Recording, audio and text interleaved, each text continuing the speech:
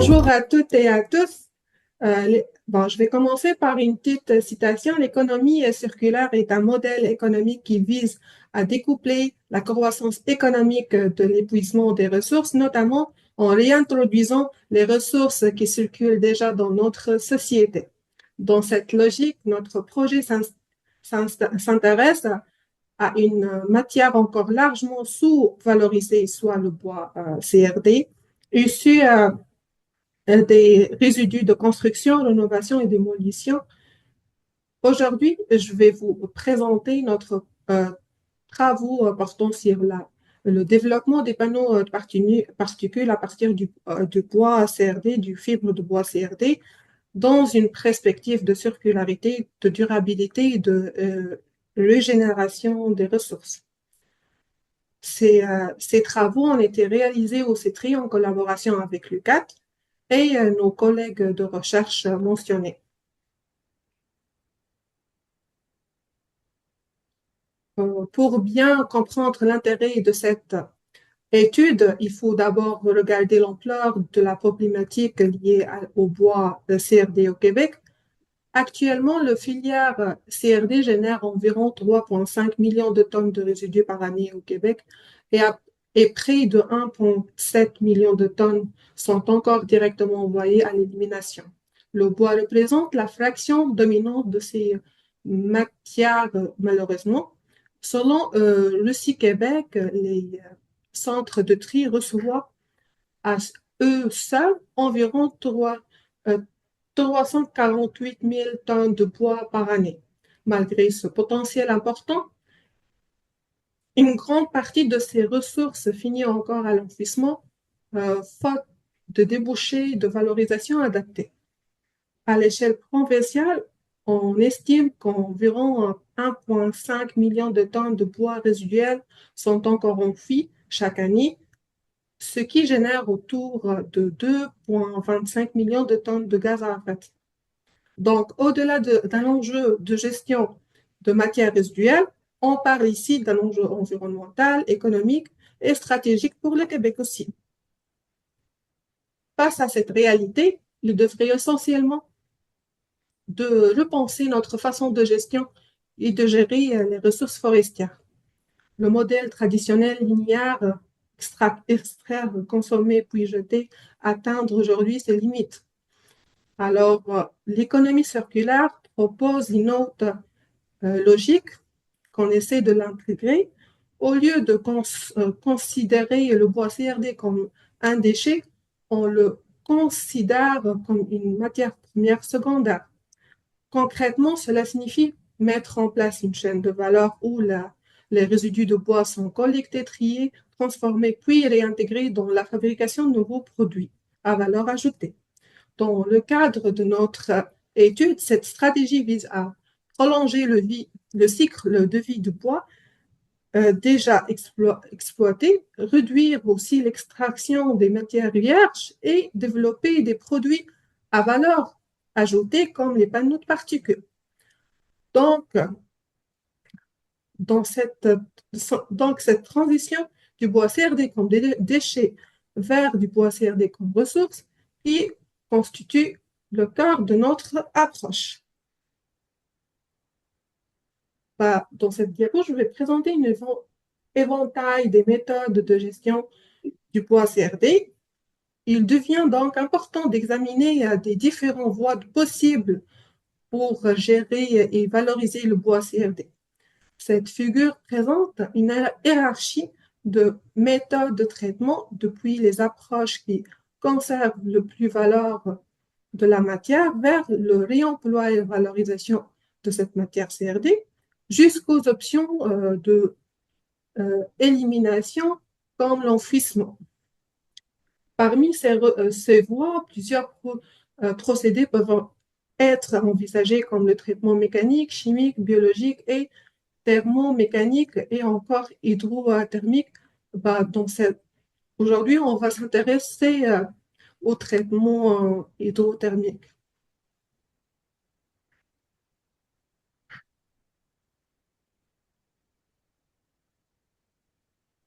Je vais maintenant vous présenter les principaux objectifs de cette étude qui sont premièrement décrire le flux de matière résiduelle du bois CRD, deuxièmement optimiser les procédés de traitement hydrothermique, troisièmement c'est de développer des panneaux de particules intégrant ces fibres recyclées et quatrièmement optimiser la gestion des effluents et le recyclage de l'eau. Cette quatrième partie, je ne vais vraiment pas le présenter au cours de cette présentation. Ce projet, en fait, s'inscrit dans un contexte régional particulièrement pertinent puisque l'Abitibi-Témiscamingue possède déjà une industrie importante en fabrication de panneaux composites, notamment, je mentionne, excusez, Unibor à Val-d'Or pour la fabrication de panneaux particules et West Fraser à Lazare pour la production des panneaux OSP. Commençons par les objectifs décrire le flux de matière CRD dans la région de l'Abitibi-Témiscamingue. L'objectif ici était de dresser un bilan de matière des matériaux gérés, récupérés, éliminés dans les différents MRC de la région afin d'évaluer le potentiel réel d'approvisionnement pour une future filière régionale de valorisation. Les données présentées sur ce tableau-là sont vraiment des données du plan de gestion matières résiduelles régionaux entre 2020 et 2022. À l'échelle régionale, on observe qu'environ 20 000 tonnes de matières CRD sont générées annuellement, alors qu'on peut un peu plus de 7 300 tonnes sont seulement récupérées. Cela signifie qu'environ 12 000 tonnes sont encore éliminées chaque année, avec un taux moyen de récupération régionale d'environ 38%. Ces résultats montrent qu'il existe encore un gisement important de matière disponible pour des stratégies de valorisation régionale.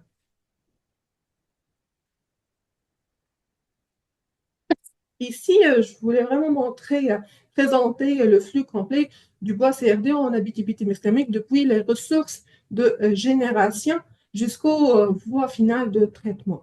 On retrouve d'abord plusieurs sources de génération, notamment les actions de démolition, les activités de démolition, les chantiers de construction et les usines de transformation, ainsi les emballages industriels, etc. Les matières sont ensuite, toutes ces matières-là sont ensuite collectées à travers les différents MRC, puis dirigées vers des infrastructures de tri comme les éco-centres, les centres de valorisation et aussi dans certains centres de conditionnement privés.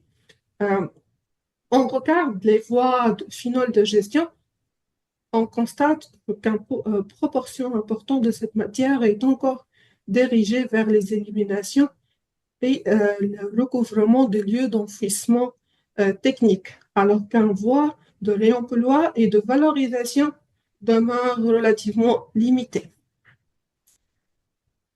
Alors, l'analyse de ce flux régional a permis d'identifier plusieurs défis structurels qui limitent actuellement le développement d'une véritable filière de valorisation du bois CRD en région.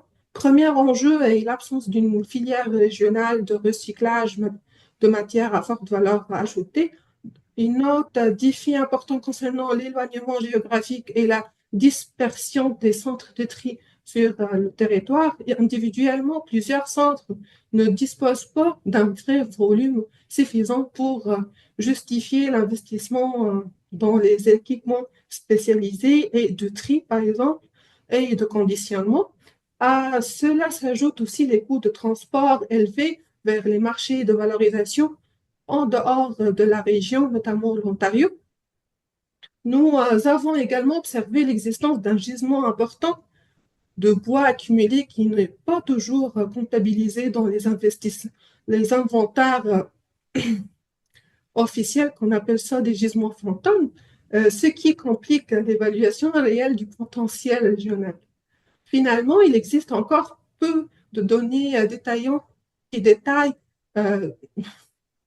la caractérisation physico-chimique de ces matières, particulièrement pour les fractions les plus complexes comme le bois transformé et traité. Face à ces constats, plusieurs pistes de valorisation pourront être envisagées. Premièrement, comme consolidation régionale autour d'un site centralisé. Deuxièmement, c'est de réaliser la caractérisation physico-chimique des, des différents écocentres dans la région. Et troisièmement, de faire un réseau de collecte certifié et de procéder aux caractérisations aussi. Fatma, il te reste 5 minutes. Oh là là, ok, l'objectif de ça. Bon, je passe à l'optimisation du procédé de traitement thermique. L'objectif ici, c'est vraiment oh, l'objectif de traitement hydrothermique, c'est de faciliter le défibrage des matériaux et de valoriser la séparation de la résine des fibres et réutiliser ces fibres-là comme des, euh, des panneaux.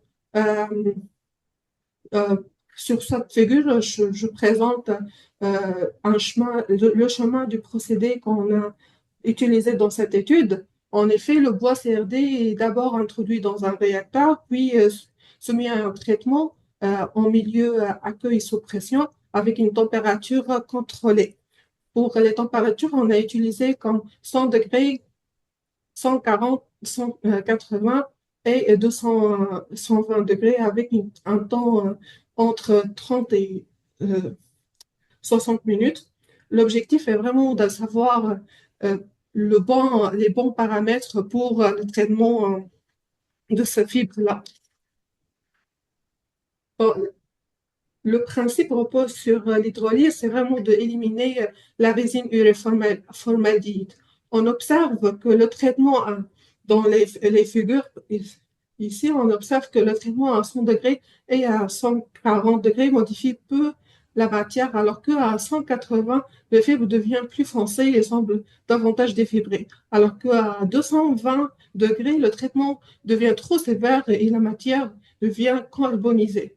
Ces observations ont donc permis euh, d'écarter les 220 comme paramètres de cet essai. Ici, je vais présenter vraiment des résultats CHNS du taux d'azote existant dans les fibres. On constate, bon, je vais résumer tout court, on constate que la meilleure compromis a été observé à 140 degrés Celsius pendant 30 minutes pour, euh, pour éliminer la résine formaldéhyde en se basant sur le teneur en azote sur ces fibres-là. Euh, euh, on a allé plus loin dans les analyses de ces fibres récupérées du procédé et on a effectué des analyses ATG. Bah, ici, on constate que les, euh, les résultats sont plus importants pour le 180 degrés, par exemple.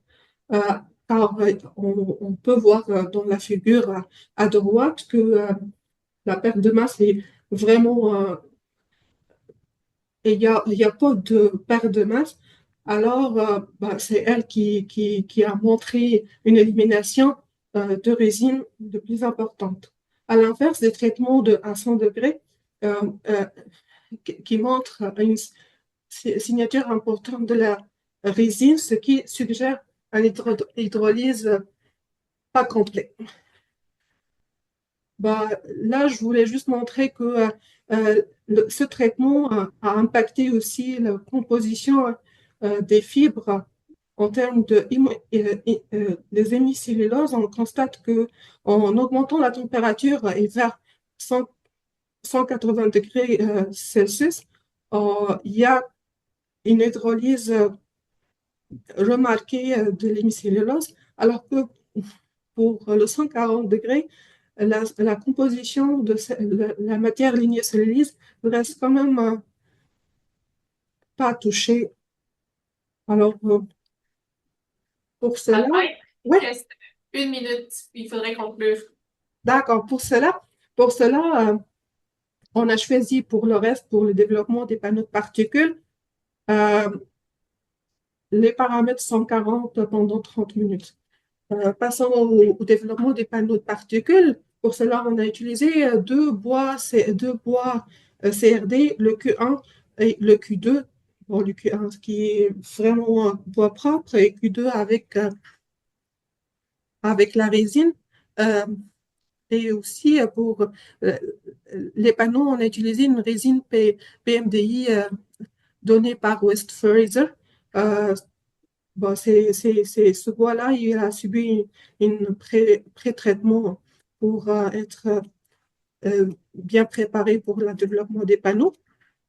Ici, je présente vraiment les étapes de préparation de panneaux. Euh, Vite fait, je vais faire une analyse. Pour les analyses et les paramètres, les propriétés mécaniques et physiques des panneaux, on constate, on a fait des essais de stabilité dimensionnelle et des propriétés mécaniques en flexion et à liaison interne selon les normes présentées.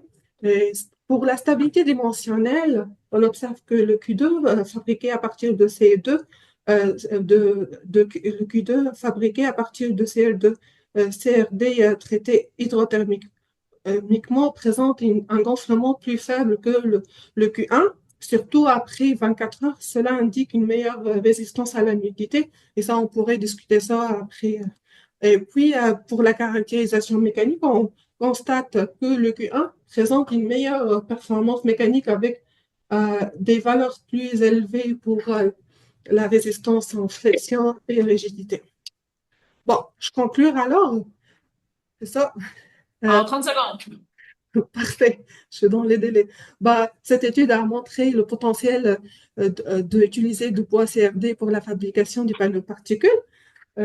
Et puis, le traitement hydrothermique a permis de réduire vraiment le teneur en résine et le formaldéhyde, mais il y a des améliorations du procédé, ils doivent être faites pour optimiser.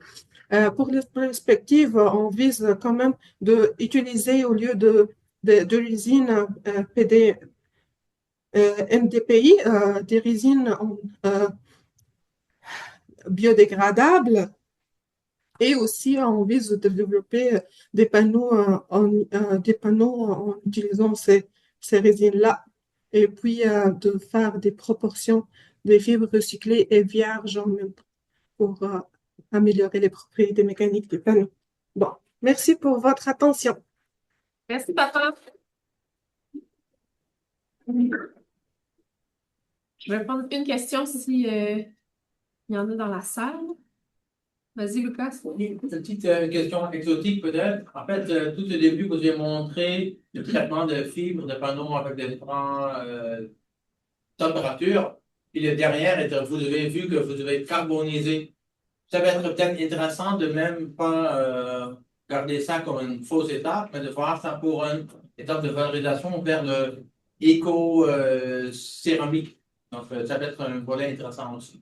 Parce que ça existe aussi. À partir d'une pyrolyse de bois et des céramiques éco.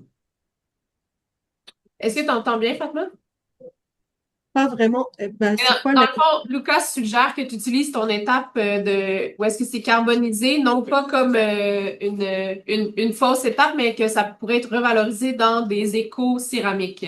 Oui, tu peux te former la base, ou bien l'infiltrer avec d'autres matériaux pour créer une céramique avec. Ça peut être peut-être intéressant d'être juste comme une future étude de déclencher d'autres choses. Merci. Parfait. Merci à vous.